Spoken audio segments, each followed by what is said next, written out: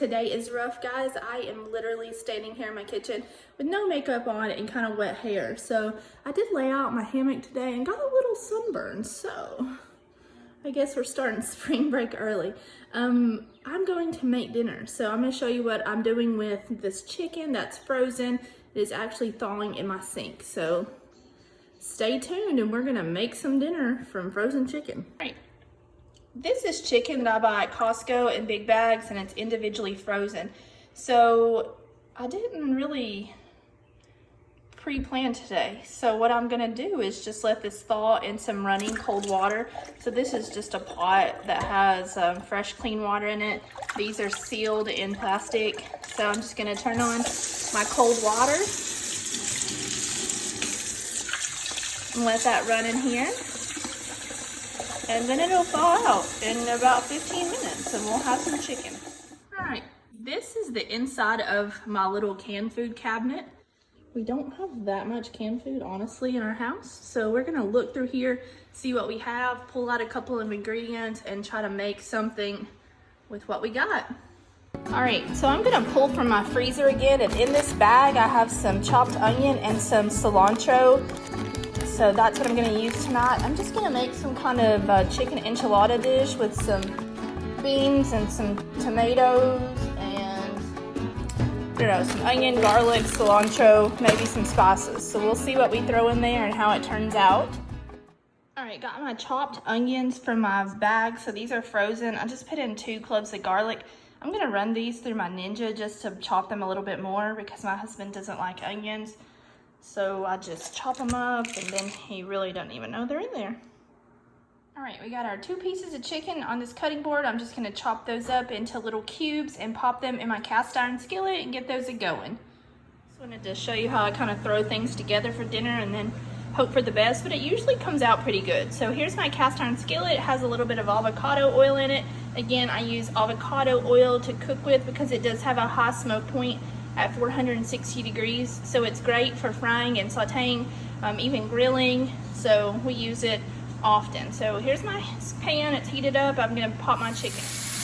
All right, so my chicken is in my cast iron and it has been seasoned with my house seasoning. So this is gonna go until it is cooked through, and then I'm gonna pop in my onions and garlic. All right, so my chicken's done, so I just moved out a little space in my cast iron in the middle. Now I'm gonna go ahead and put my onions in here.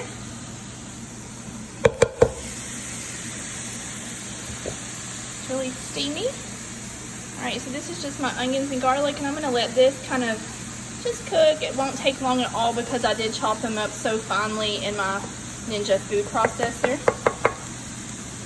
So that's just my onions, garlic, and chicken in this. All right, so in this pot I have smoked paprika. If you've never had smoked paprika, it is literally a game changer. It smells divine when it's cooking. And then I have a little bit of cumin over my chicken. I'm gonna mix this up, add in some white beans and some diced tomatoes with green chilies. All right, here's what I have so far. I have my chicken with onions and garlic. This is my tomatoes with green chilies. This is just great northern beans that have been drained and rinsed. Sorry, the steam is fogging up my camera. All right, so I've added in my cilantro. This was just cilantro that was frozen from my freezer that I had chopped previously. I added about 2 tablespoons to this. So this is my filling for some enchiladas that I'm gonna make. Now I'm gonna make the sauce. All right, so what I've done is my butter, flour, and then I added some chicken broth to this. I added some jalapenos, salt, and pepper. So I have basically kind of like a chicken gravy for this. I'm gonna turn off my heat and I'm gonna add some sour cream. It's really important that you do not overheat the sour cream because you will break the sauce and it'll look greasy instead of creamy.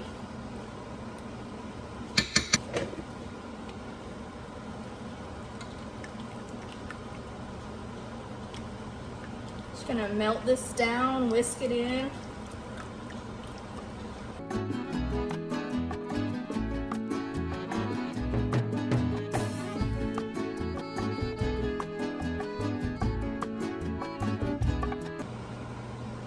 now we have the sauce for our enchiladas. Nice layer of sauce on the bottom of the pan so that the tortillas can just rest on that.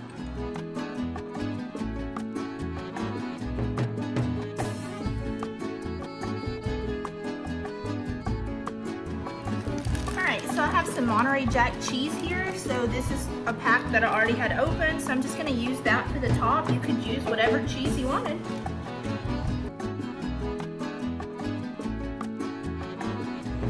Alright, so here are the enchiladas. You just want to bake them until it's a little brown on top and it's nice and bubbly.